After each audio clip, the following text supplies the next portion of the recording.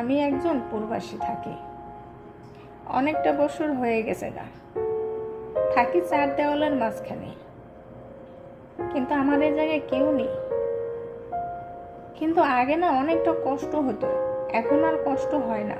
এখন আমি মানিয়ে নিছি সব কিছু, কারণ এটা আমার পরিস্থিতি শিকার, থাকতেই হবে।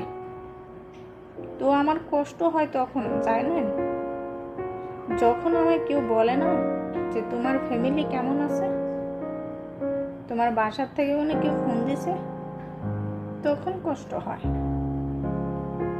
এটার মানে কি জানেন?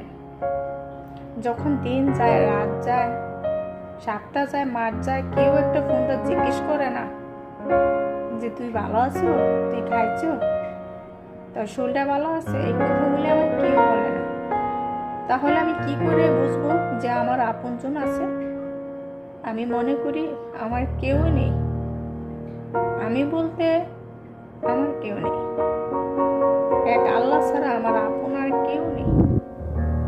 এই পৃথিবীতে মানুষের যখন 3টা সময় আসে, তখন মানুষ নিশ্চিন্তায় থাকে, তার কখনো টেনশন থাকে না, আর সে শান্তিতে ঘুম আসে।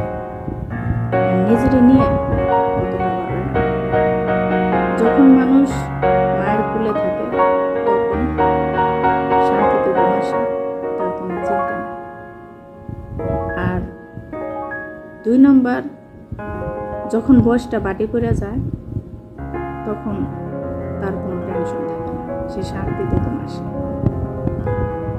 আর 3 নাম্বার, যখন একটা মানুষ কষ্টে কষ্টে আঘাতে আঘাতে তার ভিতরটা পাথর হয়ে যায়, তখন সে নিজের নিয়েও ভাবে না, অন্যের নিয়েও ভাবে না, সে শান্তিতে ঘুম আসে, নিশ্চিন্তায় থাকে।